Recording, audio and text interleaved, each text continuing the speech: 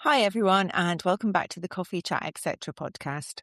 I'm your host, Tracy Cox, and this is a place where real women with real lives share real stories over a cup of coffee. Before we begin, please note this episode contains discussions around childhood trauma, abuse, sexual abuse references, mental health, suicide prevention, and difficult life experiences. Please take care whilst listening and seek support if needed. Today, I'm joined by the incredible Jeni Harris-Cheetham. Despite facing childhood trauma and significant challenges throughout her life, Jeni chose not to let her past define her. Instead, she found strength, healing, and purpose by becoming an incredible mother, nurturer, and support to others. Today, we talked about resilience, breaking cycles, motherhood, healing, and becoming the safe place you may never have had yourself. So grab yourself a coffee, get comfy, and let's chat.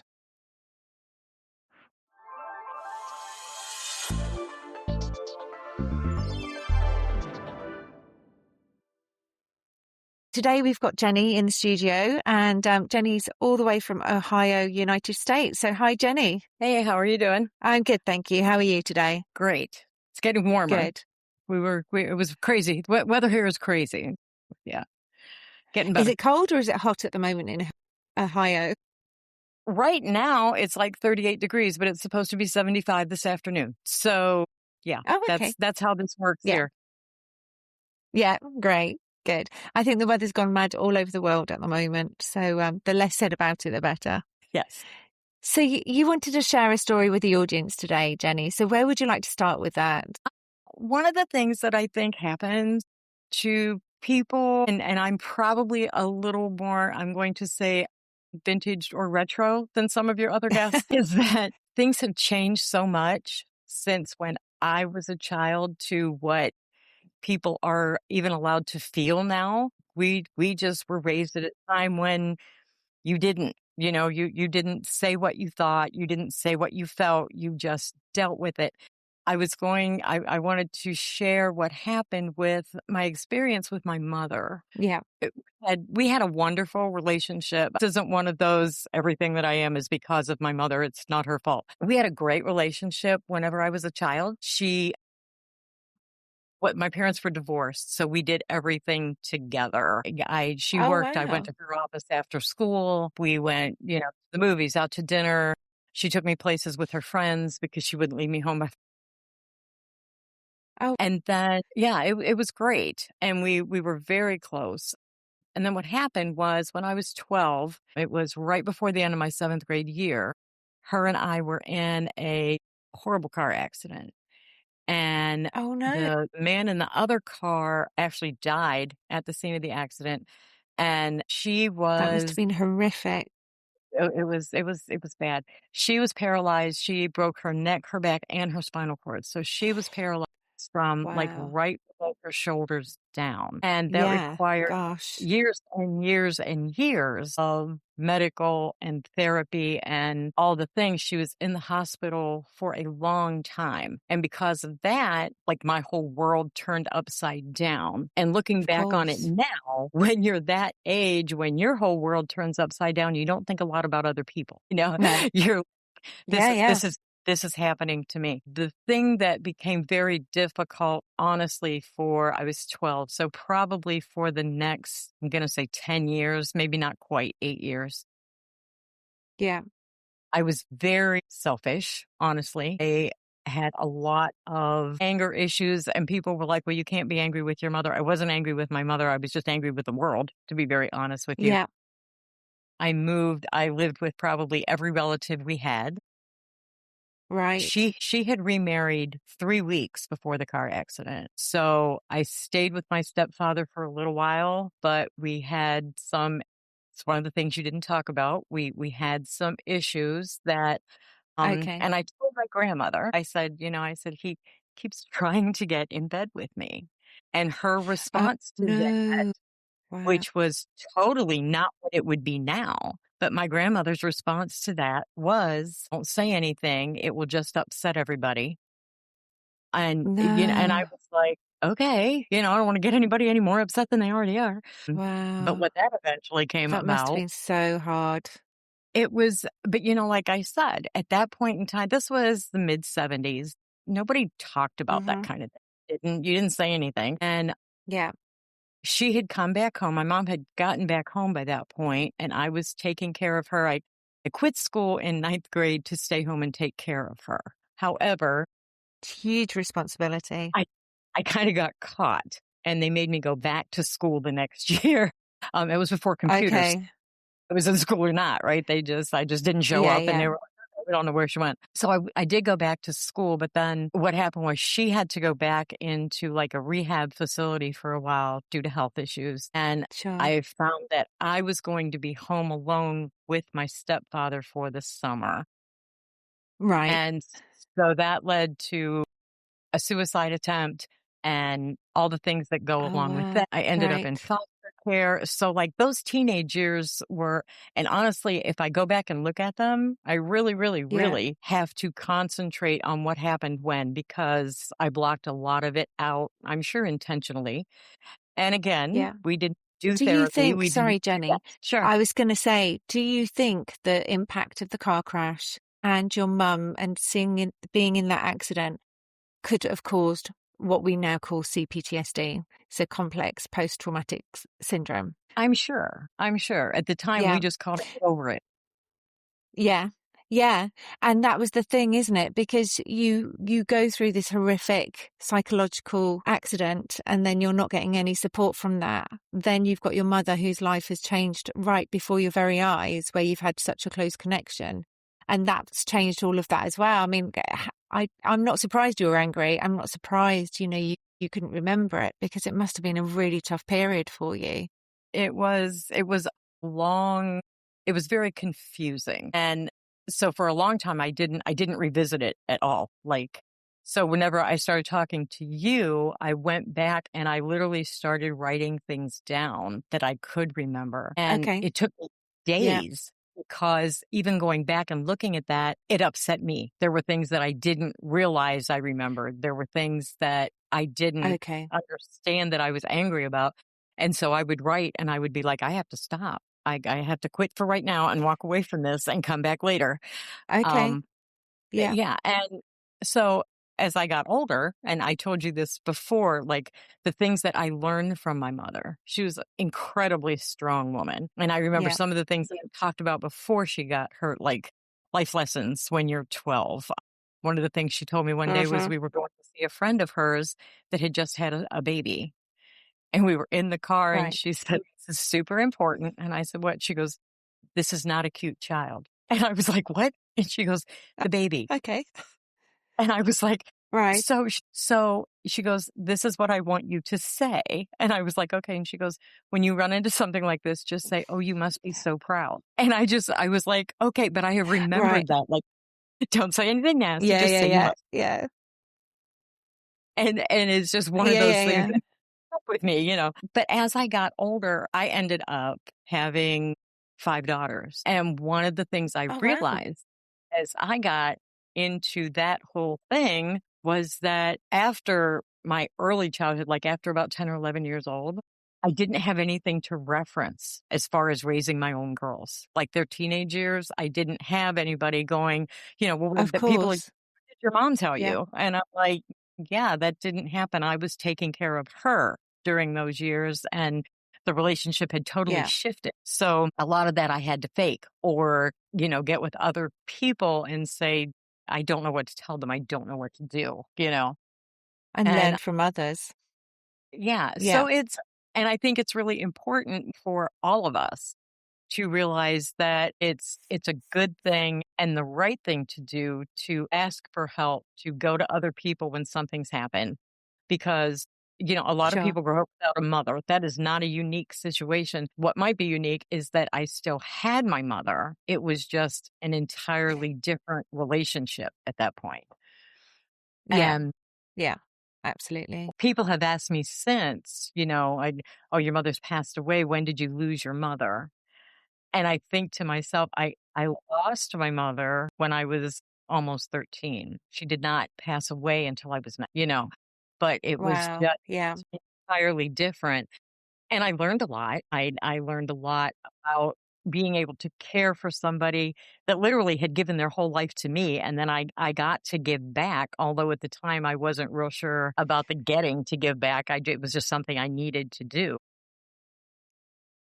But It must she have was been hard though, Jenny, at 12 to have to become a carer for an adult and to also be going through the emotions, because I know that my children, when they hit 12, 13, they started to go and find friends. They went to do social things. They went to parties. They had a life. And I'm guessing because you were looking after your mother, that restricted that to a certain degree. Am I right? Yeah, it did. And plus that age from like 13 to, I don't know, I tell my kids 13 to 25, people get very, I don't want to use the word selfish, but they get very into what they want, what they're looking for, Yeah, their absolutely. friends. And so it was different in that aspect because I really couldn't do that. But No, of course. because I didn't know that that's the way it was supposed to go, I just knew that this Yeah, was my life now, and it was, it was what it was kind of thing. yeah, But I guess the thing that just strikes me is this, and it took me years to realize this. Like I had to totally be out of the situation where I was raising my own children to yeah. realize that the things that my mother did, even after she got hurt, were just so unselfish. And Right. so honestly, 1950s and 60s, this is what women do. Yeah. But she didn't, she had to be in horrible pain. She wouldn't say anything. She had Oh, bless. things that needed to be taken care of and she wouldn't ask. She was just Right. like, Okay. yeah, Yeah. and it made it very hard for me for years to not be Yeah, like sure. that. Like, I found myself looking back, I find myself putting myself in situations where I should have just Hmm. said, "This isn't what I'm going to do." But Yeah. instead, I was like, "Okay, maybe this is what I'm supposed to do." Like even marriage situations where you don't go into, "This is how we need to work this marriage." My first marriage, because I was divorced, my first marriage was an abusive situation, and Oh, didn't no. I didn't even think about getting out of it at first Right. because I was a wife Gosh. and this is what I was supposed to do because that's how I had been raised. This is what you do Yeah. Yeah. at one point, and I didn't get out of it until it started to affect my children. Sure. I figured, well, I'm big enough that I you know, can take care of this myself. But when he started with the girls, I was like, no, Right. no, this Yeah. not happen. So Yeah. I left, and that was very difficult too because I left with 4 children, Oh, my and gosh. Well, that well was done to you. Kudos to you, Jenny. well, and That's a really difficult decision to make, especially when you've got the children and the financial implications and the security implications as well. but I didn't want my girls to think that that was the way it was supposed to be. Good. I didn't want them to grow up and think, well, this must just be, and Hmm. it has come back because as my children are now between the ages of 35 and 45. And You don't I look old enough. thank you. One of them said to the other one at one point, she was in a situation that was not ideal. And one of Okay. said to her older sister, she goes, "Mom didn't get out of that so that you could put yourself in it." Yeah. And I was Yeah. like, exactly. We have proven that we can get through this, that, there are ways to get help. There are things you can do. You do not have to stay in that situation.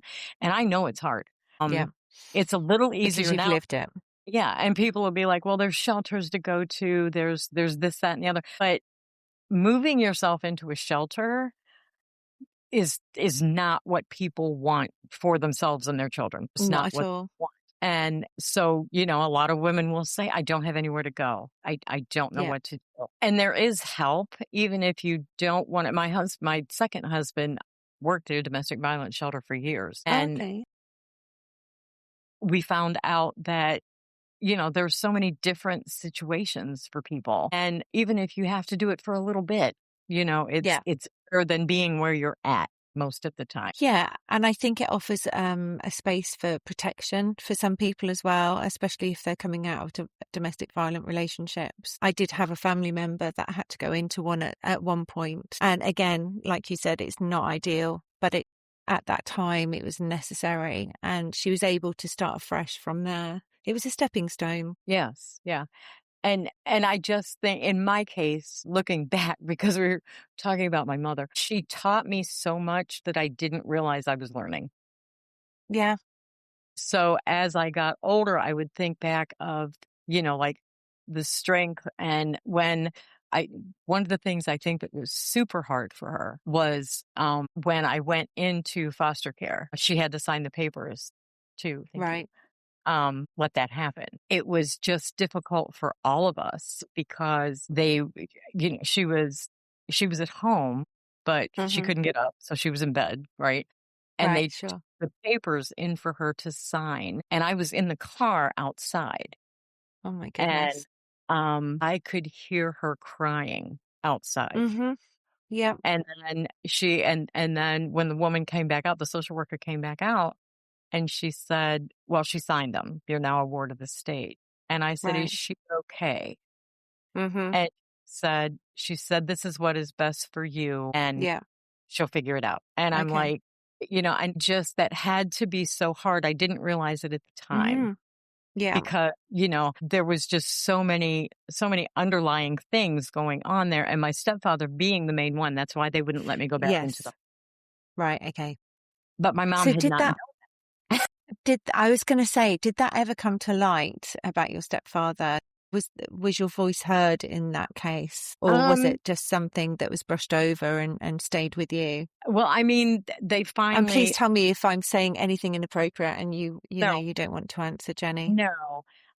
They finally told my mother. The social worker told my mother. Nobody else had up until that point. Okay. But like I said, different time, different situation. Nothing was ever done. It was just she Right. knew, and she knew I Yeah. couldn't come into the house. Okay. So it was, and then as ridiculous as this sounds, talk about being strong enough to do something. This is a woman that could not take care of herself at all, and she got Mm-hmm. divorced from him at that point. Wow. Right. And Okay. she stayed with my older sister for a little while, and then she went into a nursing home, but she would not live with him after that. Yeah. And You that know, shows a strength. yes, yeah, because she could have stayed right there and, but she was horrified. She did ask me at one point, she said, why didn't you ever say anything? Yeah. And I said, they told me not to. Okay. And she was just like, she said, I'm so sorry. And I said, well, it's not, it wasn't her. It didn't have anything to do with her. Had she not been hurt, had she been all right, A, it probably never would have happened. Mm-hmm. And B, if it had, it would not, she would have stopped it immediately because Yeah. that's just who she was, Absolutely. So, Yeah. yeah, but that was so many things I learned from her, and I could hear her. I still now, it's been like, okay, this is over 50 years Yeah. since, she has been around, but I still hear her. I still am influenced by her. And I think it's so important having gone through all that. And I don't say a lot about it. My kids didn't know for years. There's some things they Right. still don't know. They'll find Yeah. out if they listen to this. Okay. And then I'll have that conversation with them later. But when you look back at things like that, you can't live there. You can't say, No. well, because of this, I'm Yeah. going to you just have to look at it and go, I can learn from that and I Yeah. can be better than that. That's not who I am. Where I Yeah. was is not who I want to be. And where I am right now is not where I'm staying, no matter where you are. Absolutely. So Yeah. you just have to keep moving forward and you learn from those things, but you can't stay there, Yeah. And I think that's a lot of why I don't talk about it a lot. I will if I think it can Okay. help someone, Yes. If I think that something I've gone through can be helpful to someone else, I will absolutely share with them. I will talk through it with them. But, people will go, tell me about yourself. That's not where I Yeah. go. No. Oh, of Yeah. course not. No, not Yeah. when you're having a coffee and a chat on a Sunday morning. Right. I have 5 kids. I have 14 grandkids. I love them all. This is a great Oh, time. that's Everything's amazing. fantastic. Congratulations. Yeah. And that's That's what I want people to know about me. I don't want them to, look at me and go, she went through Yeah. all of that, Yeah. because while it's important to know where you've been and for people to understand maybe why you are who you are, Hmm. it's also important for them not to put you in that box. And, I don't want to be the teenage foster kid. I don't want to be the abused wife. I don't Yeah. want to be any of those things. No. I want to be me, and I want people to see that. Jenny, I can relate to you in a little bit there as well, because I was in foster care from the age of 3 till I left when I was as a teenager, and that's not me. But having overcome the difficulties that being in foster care kind of, what's the word, present to you, because it's not easy. Because one minute you're in a home, obviously with your mum, the next minute you're in a foster care placement where you don't know anyone. It's very disorientating, and it's it's confusing, and it's difficult to navigate your way through that as a teenager, especially when you've got other things going on, and after you've been through so much. So I think you're amazing and very inspirational, and I don't look at you as a that's what you went through, that's who you are, because I've spoken to you, and you're very bright and breezy and happy, and and you talk passionately about your children and your grandchildren. So I think that pain has kind of paved you into a life where you've got your family, you knew what you wanted, and you became the mama bear. You became that determined woman like your mother, and very strong as well. I think so too. I mean, when I Hmm. was a kid, there were things I wanted to be. I was thinking about that the other day. I wanted to be a rock star. Problem with that is you have to have a good voice to do that kind of thing. So I did I not could have the imagine you as one of them.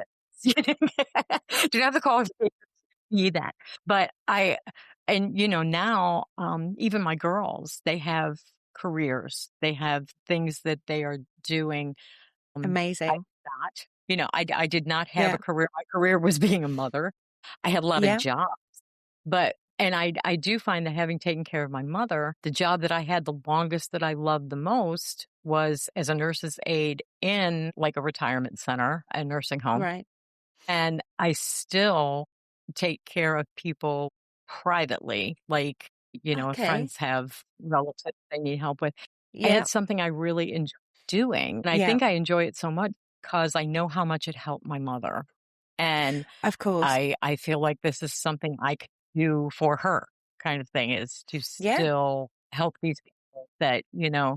otherwise might just have to be somewhere they don't want to be, honestly. So, yeah. Yeah. It sounds like you found a career in caring for others, whether it be family, whether it be other people, whether it be your mum, and it sounds to me like you do amazing work.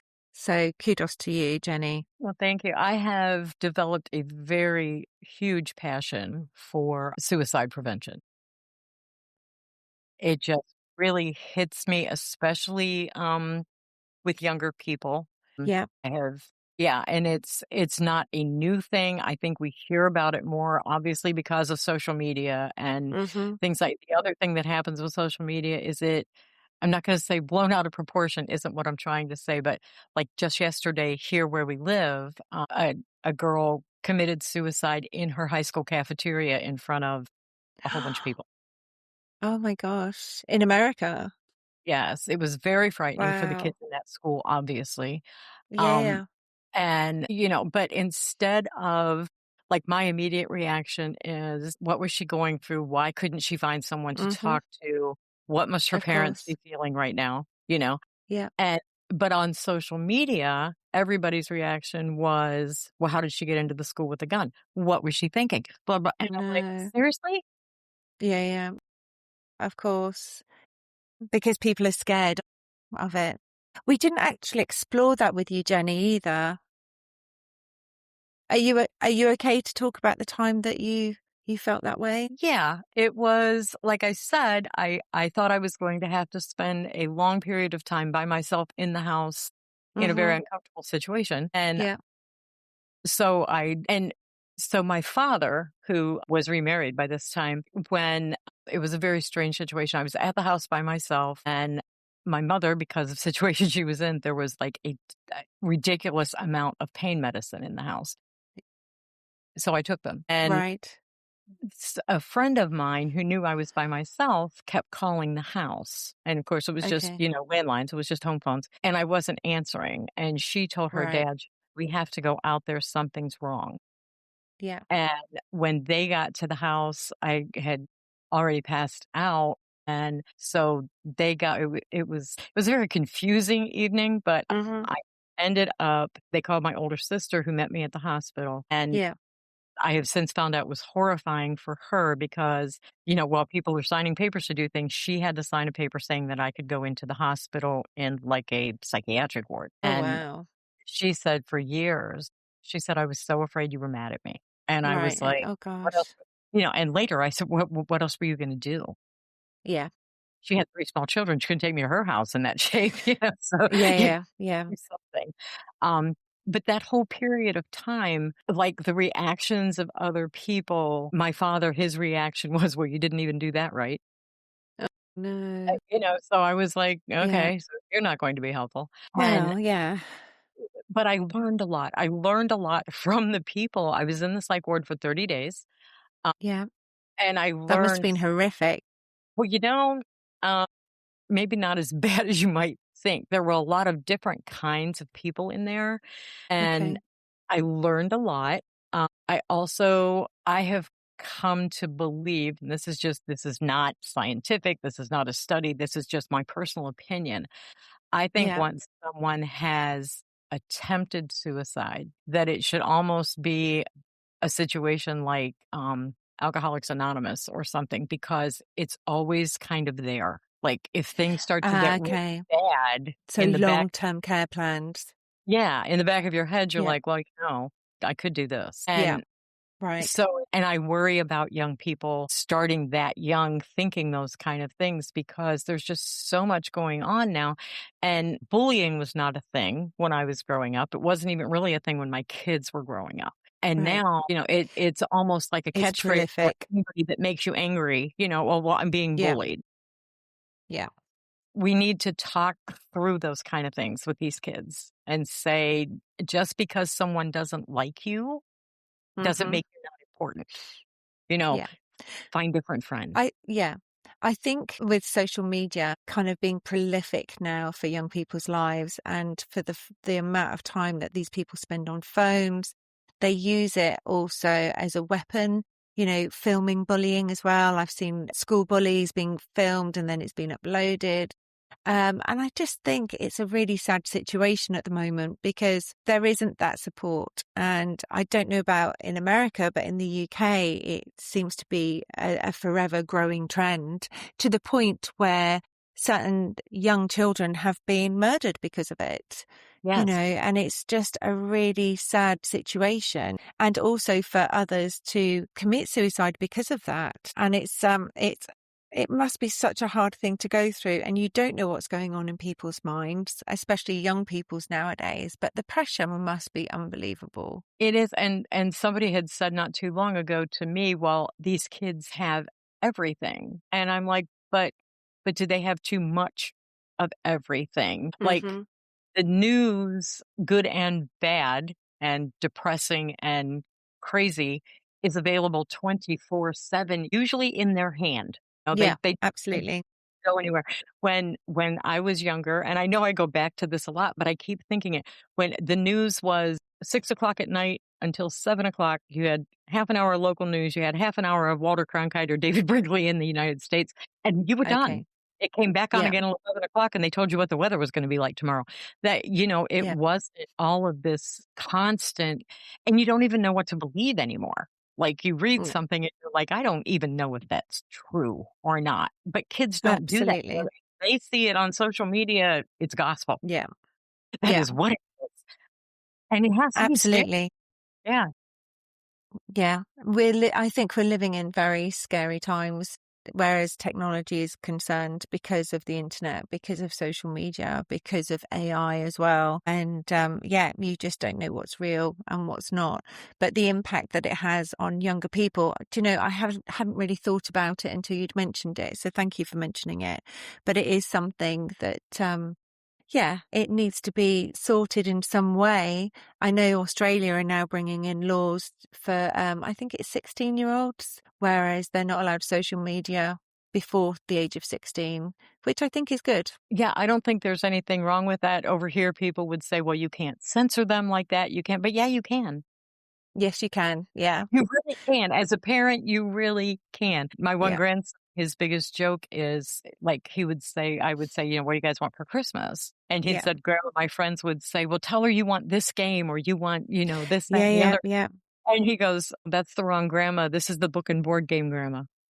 Yeah, yeah, yeah. Oh, there you go. Well, that's a nice place to be, isn't it? Traditional, I think traditional is good. You know, where I live at the moment, it's like England was 10, 15 years ago, and all the shops are shut on a Sunday. And, you know, you can go out and you can go to restaurants and they're very family orientated here. I think sometimes tradition is good. And it's that kind of, obviously, you are a wee bit older than myself, so you've seen a lot more of the changes in the world. But comparing your childhood to the childhood now it's miles apart, miles apart.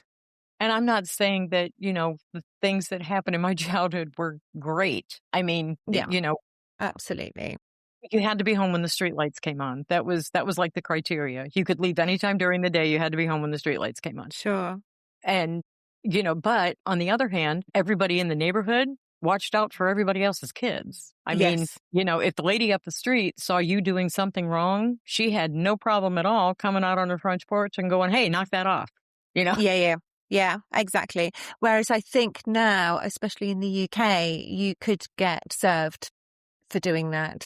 The police would be called because how Right. dare you talk to my child like that and threaten my child like that. Yeah, and as a child, it would never have occurred to me to talk back to that adult. I mean, Absolutely. Yeah. at that point, my only thought was, "Oh God, I hope she doesn't tell my mother." Yeah. Oh But dear. yeah, it's just a whole different. And I mean, there had to be there's like a middle of the road thing there, but I don't think that letting our kids think that everything that happens to them is a matter for a legal suit Yeah. is good at all. There's just some things No. you have to learn to deal with as a person, as an adult. Sure. I think there's a very fine balance between hearing your voice heard and telling the truth and then going overboard and going, I'm going to take you to court and we're going down the legal route now. But unfortunately, people are under threat of that all the time now. And I know that UK, again, is probably about 20 years behind America, where we don't have so many legal suits or lawsuits. It's coming in. It's coming in, definitely. Try and hang in there because it's just it's sad to watch. I mean, Yes. it's aggravating, it's annoying, but it's very sad to watch the difference in kids who just think, and it's not the kids. I say the kids who think that they're entitled or they can do anything, but it's the parents. It's the Yeah. parents not going, enough of that, Yeah. and I don't Putting know in if it's, firm boundaries. yeah, and they've gotten busy. I hear people saying all the time, well, by the time I get home from work and we go to practice and we do this and we do that, I'm just too tired to even talk to them about anything. And Right. I'm like, Yeah. then you need to cut something out. Yeah. Yeah. Yeah, definitely. Don't do 3 sports. Do one. Yeah. It's okay. They're allowed to be good at one thing. They don't have to be good at everything. It's not that Yeah. important. No, The family time is just so important, I think. definitely. Definitely. And I think listening to you as well, Jenny, it's been lovely to hear that kind of caring parent coming through. And like you said, that's your mum as well. That's your mum's voice coming through, which is lovely to hear. Yeah, she was like that until the day Hmm. that she just, Yeah. even whenever I wasn't living with her, Yeah. we could only talk once a week, and people will think that's funny, but it was long distance, and Yeah. you had to pay for every minute you were on the phone. Of So course. Yeah. after 6 o'clock on Sunday night, it was cheaper, and yeah, I I know. remember the days. So I could call her on Sunday nights and we could talk for maybe 10 or 15 minutes. Yeah. And even at that point in time, she was always very, what are you doing? How are things Hmm. where you're at? How are those people? Is everything okay? And she was just very in tune to me at a point in Yeah. time where, she could have been very selfish and just been like, I'm miserable. I hurt. I don't know why this happened to Yeah. me. Yeah. I never heard those kind of things from her ever. No, she sounded like an amazing woman. She was. She was. But yeah, and yeah, it's hard and my kids don't know enough about her. I will say Yeah. that. And that's my fault because like I said, for a long time I didn't revisit a lot of that. So I didn't Okay. talk so maybe now I can start to tell them more about their grandmother, which would be great. Yeah. Because yeah. So there's that too. So thanks, Tracy. That sounds like a good plan. No, it Yeah. sounds really good. And it sounds also, Jenny, kind of getting prepared for the podcast, that you've released a few more emotions maybe by writing things down, because I know a lot of people have said if you're journaling, it does get things out of your system and energetically onto the paper. So I hope it's kind of helped you. I believe that absolutely. And I've journaled ever since I was in high school. And to go back and read some of those things is like, wow, Hmm. I don't even remember feeling that way or being that way, but there it is. So Yeah. yeah. Brilliant. Well, it's been a pleasure, absolute pleasure speaking to you today, Jenny. And thank you so much for coming on the podcast and sharing your insights and sharing your mother with us as well. It's been really lovely to have you on the show. Thank you. It's been nice talking about her and thinking about her again. It's a good thing. Good. Yeah, definitely. Good. Thank All you very right. much. Thank you. Thank you for being here and for choosing to be part of this journey today. I believe that together we can create a community where women uplift, support, and empower one another.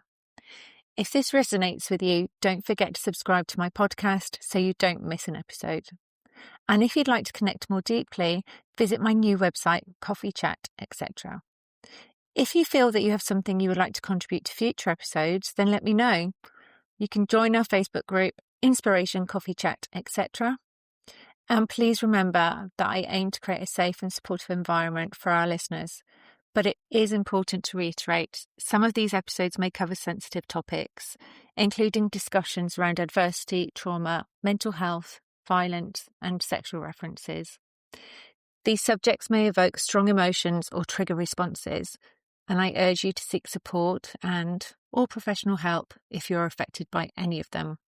I want you to leave feeling inspired, motivated, and empowered.